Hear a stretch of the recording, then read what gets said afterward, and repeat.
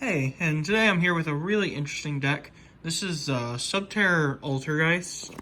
Now, those are like the two most cancerous decks in the format right now. So, thought they go really well together. So, we're just going to go right into it. I'll explain the whole idea a little bit more as we go along. Okay, so first off, we're just going to start with the Subterror cards, because there's a little bit more of them than there are Altergeist. So, we have the 3 Guru, the 3 Fiendus, the 1 Nemesis Archer, and that's it for the monster Subterrors. So the Subterror package is really, really powerful, especially with Guru Fiendus, how they interact with each other. The Subterror Nemesis Archer is also kind of cool, just because it outs a bunch of cards that you don't want in the graveyard right now. So if your opponent normal summons their Jet Synchron, and you Guru set the Jet Synchron, a lot of times they will pass, but you can use your Guru that you flipped earlier in the turn to search the Nemesis Archer.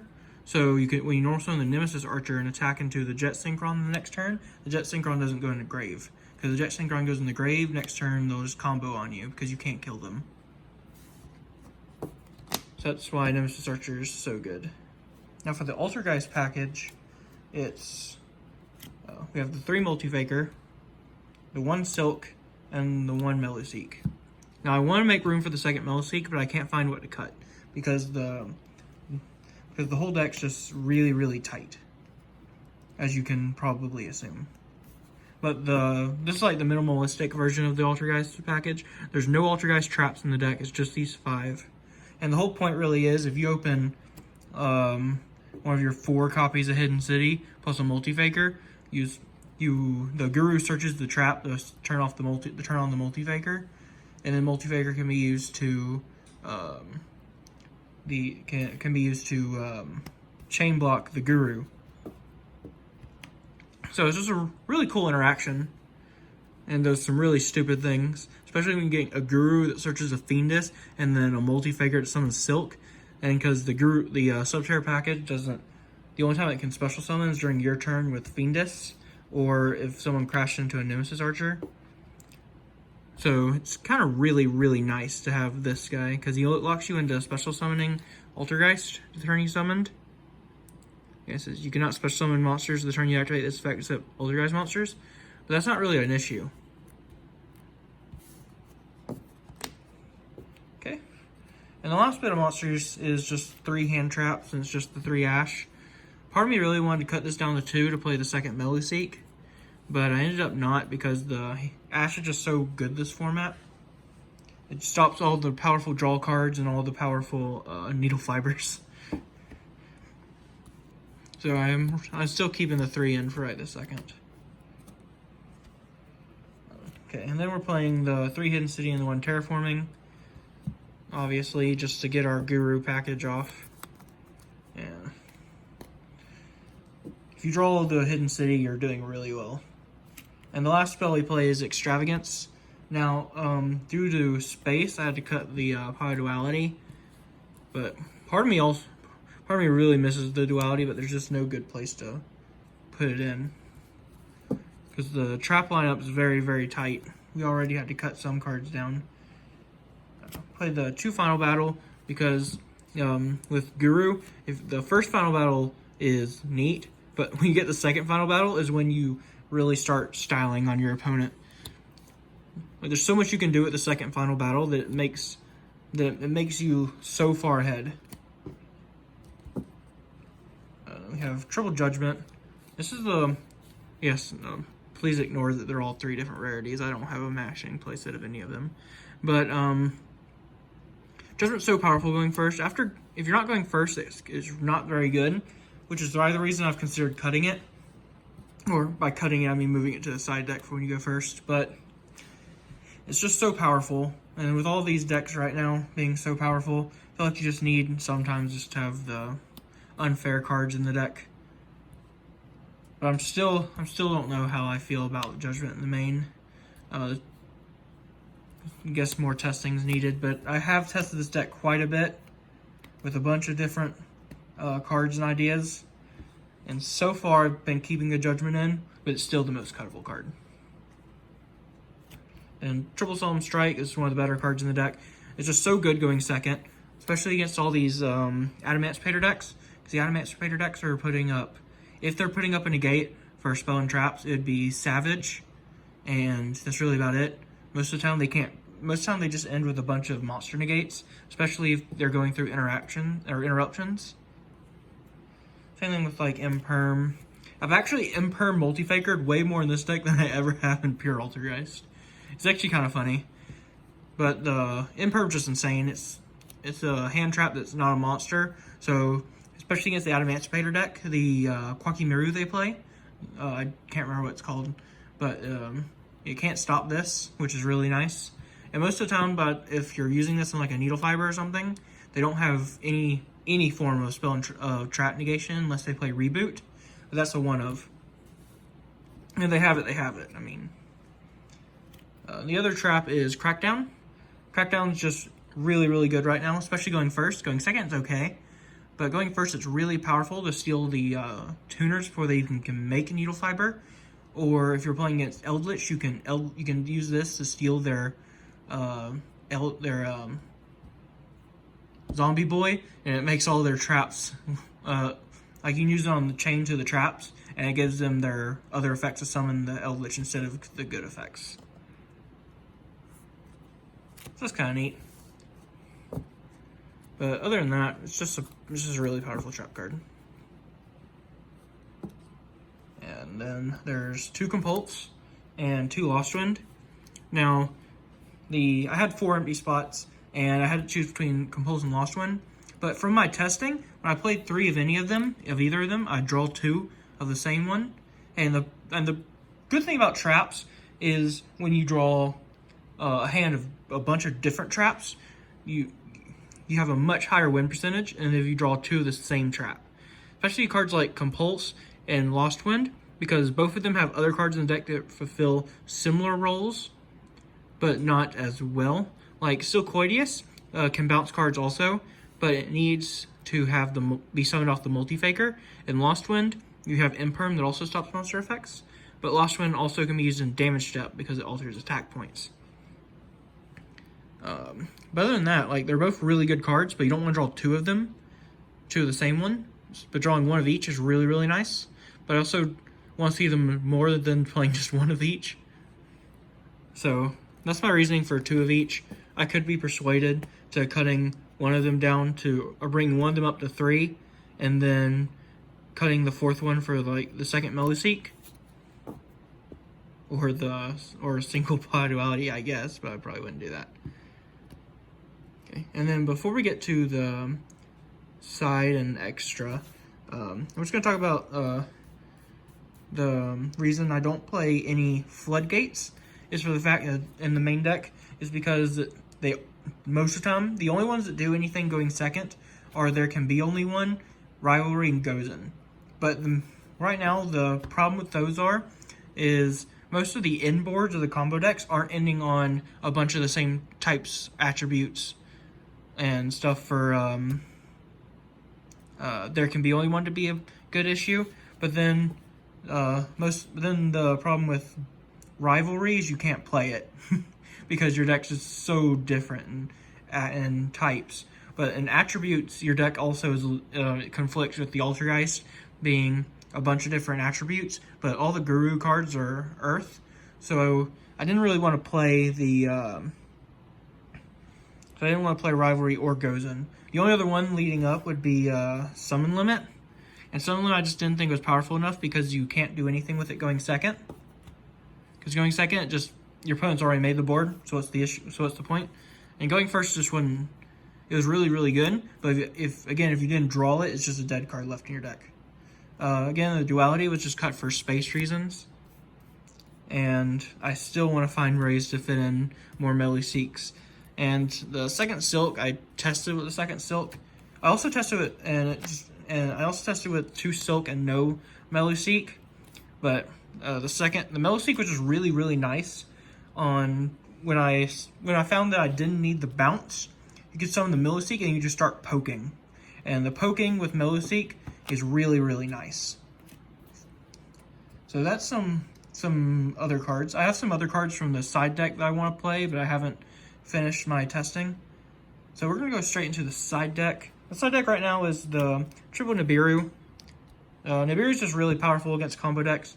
It's a little weird against the Adamantipator matchup, because if they still have an unused Adamantipator when you rock them, they can since he is a rock, they can keep going. But their board's a lot more manageable when they do. So I still think the rock is much needed. And then the most cuttable card in my side deck is probably Phantasme.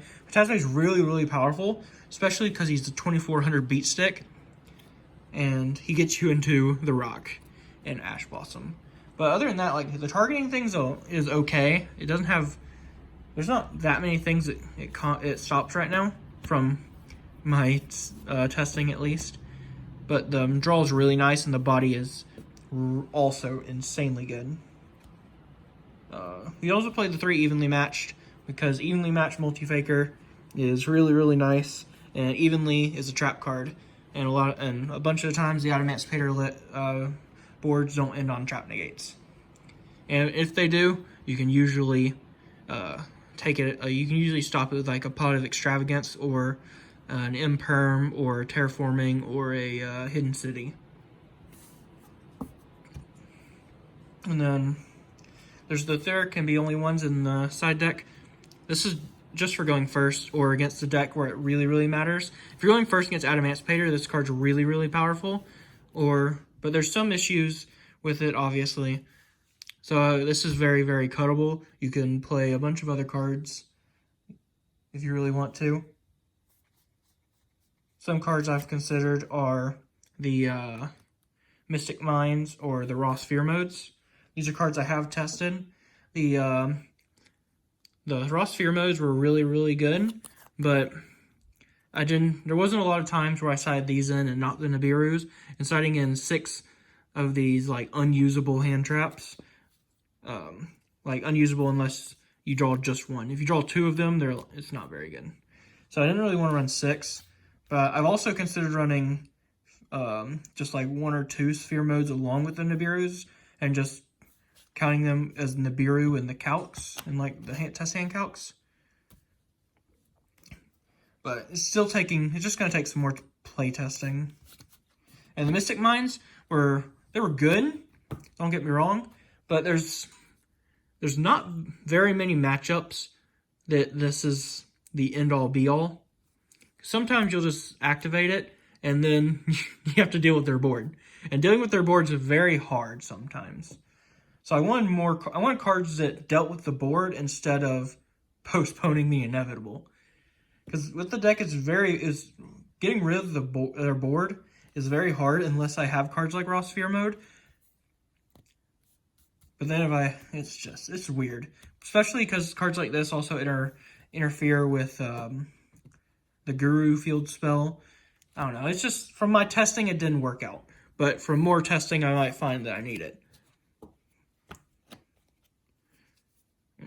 And then that was only 12 cards in the side deck. The other one I'm having in here right now is just the Heavy Storm Duster, because we have a really hard time with the mirrors if we don't play this card. Or by mirrors, I mean control mirrors. It's also really good against the Sky Striker deck. So that's like the main reason. You can play other stuff here. If you would rather play Cosmic Cyclone, that's fine. I personally wouldn't, because it only deals with like not the back row decks, but like the decks like any deck that summons the Buster Whelp. But then you shouldn't care about the Buster Whelp because you aren't going into the extra deck. And the Banishing's like cool against Sky Striker, but Heavy Storm Duster also is a blowout against Sky Striker. So for my testing, this card's been insanely good, and you lose a lot of your control matchups if you don't play this because of how much you're having to play around combo decks.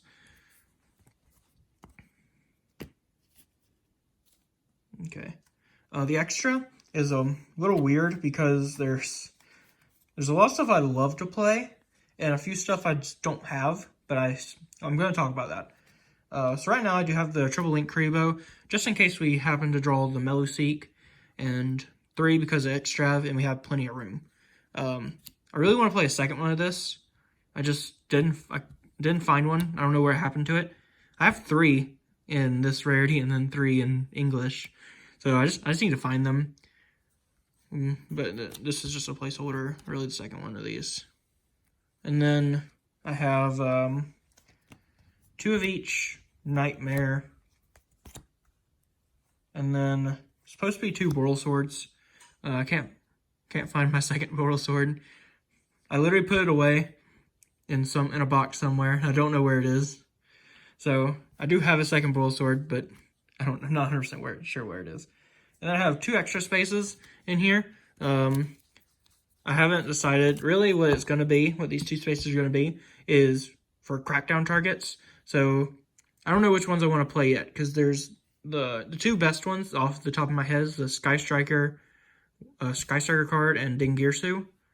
But I don't really want to play just one of each, so it's kind of hard. Especially with cards like Extrav, where if you just banish one, then open, it's like you didn't even play it. So I'd rather really play 2 of them.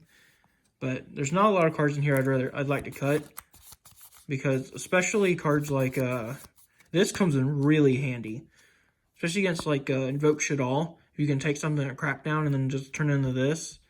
It's really powerful. The Link Karibos, I could probably cut 1 Link Karibo, especially because I'm only playing 1 Meluseek. So I'd make some extra room for like 2 Dingirsu and maybe 2 Hayate. Or Hayate is probably the best one, but I've also thought about Shizuku or Kaina, because they still do something. But Hayate attacking directly is also really nice. So then it's just going to take more testing. But, you know, placeholders. Other than that, this deck, I put quite a bit of work into playtesting this deck. And now that locals are back open, I could probably play it against more. I can play it more in real life and not online. So that's nice. I'll probably update this later after I get to play more actual Yu-Gi-Oh! Instead of online Yu-Gi-Oh! And then we can see what happened, see what changed. But I've been having a lot of fun with this deck. This and Zodiac I've been playing the most. And it's just been really nice. It's very, very powerful, and it throws a lot of people off. Especially if you go into game 1 and you'll start with like the Guru package. Like you'll open like Hidden City, flip the Guru, set 3, and your opponent thinks they're going to be cheeky by just scooping, so you don't know what deck they're going to play, the deck they're playing. And then you Empire multi-faker them in game 2, and then they rage quit. That was probably my favorite match I ever had with this deck. But yeah, them not playing, they won't play around Altergeist and play, because like there's a lot of ways you play around Altergeist that's different than playing around Guru. So if you open one half of the deck when they play around the other half of the deck, you just automatically win. So it's really, really nice. I enjoy it a lot. I'm really open to suggestions. I've been playtesting the deck for a really long time, and there's a lot of cards I still want to test out that I haven't gotten the chance to. But other than that, please like, comment, subscribe. Maybe I can get a dual video out with this deck. I might try and do that. Okay, bye.